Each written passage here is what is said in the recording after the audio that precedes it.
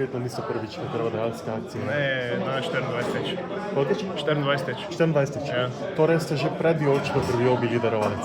Ja, v srednji šoli že.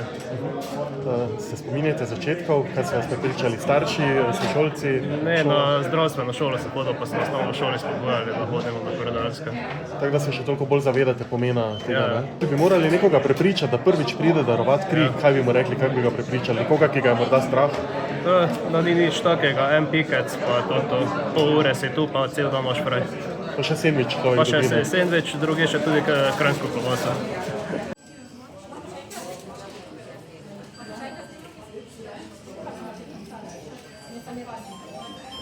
Je bilo hudo? Ni bilo hudo, ne? Ni bilo polno, ni bilo. Prvič letos ne. Ne, šestič. Šestič že? Ja. Pa vsako leto znova z velikim istim entuzijazmom verjetno. Tako. Tudi ko vijolični ne gre najboljše. Ja, ne, tudi takrat, ja. Povejte mi, kaj vidite v eni taki akciji? Pa dobro, samo mogoče bomo tudi zdaj naših bližnjih kdo rabojo, kaj ne. Nisem prvič, devetič danes. Že? Ja, prihajam pa iz Ptuja, oziroma iz Grajene. Ampak nekaj vas pa veže na to akcijo, ne? Ja, obveščam, mislim, ja. Imate vijolično kri, to me zanima. Vijolično kri za vse ljudi kot redna obiskovalka tekem, člansko karto, skoraj na vse tekme, če se le da, ne. Pridete. Ja. Hvaležna sem vsem, predvsem zato, ker mi dovolijo, da počnem to, kar počnem najraje, pomagam sočloveku. In to je stvar, ki mene dela večje od življenja, ker to, kar jaz lahko človeku pomagam s tako organizacijo, mene osrečuje bolj kot kakšenkoli denar ali kakšnakoli druga gesta, ker ti srečni ljudje in ljudje, ki bodo kri prijeli, in tako kot sem rekla, upam, da bom koga srečala na ulici in bo zaradi mene lahko živel. Kdaj ste prišli prvič? Se še Kdaj sem spomnite, kaj vas je prišla? takrat prepričalo, da ste prišli sem? Prepričali so me pa moji otroci, ko so prišli, pa so me pač povabili sabo, pa sem sprejela in šla. Ste bili že prej krvodajalka? Ne, samo ste tu, začeli? samo tu začela, pa še tu vedno vztrajam. V Sloveniji že 72 let izvajamo prostovoljno, neplačano in anonimno krvodajalstvo z glavnim organizatorjem, z Rdečim križem Slovenije.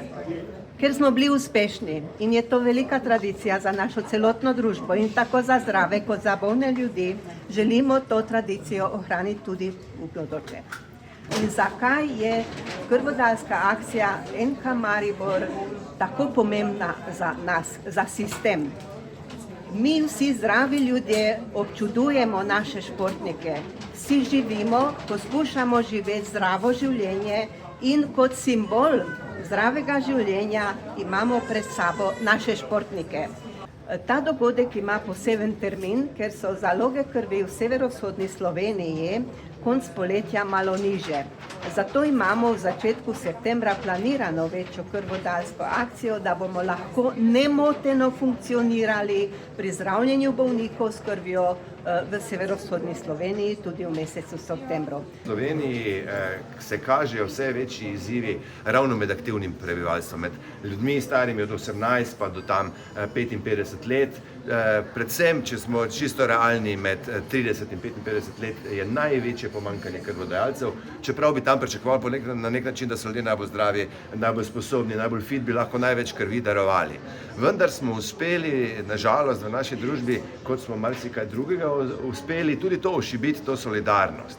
Preko mladih jo gradimo ponovno in zelo uspešno naprej.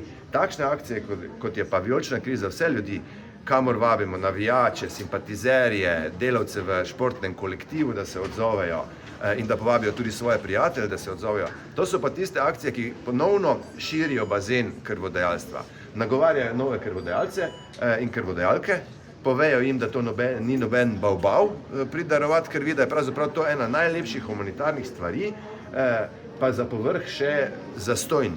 Nič kaj drugega ni potrebno vložiti kot to, da si pripravljen, da prideš na odzemno mesto, si vzameš pol ure svojega časa, daruješ kri in s tem si pa takoj avtomatsko že naredil dobro delo za nekoga, ki ga niti ne poznaš, seveda ne, ki bo to kri prejel.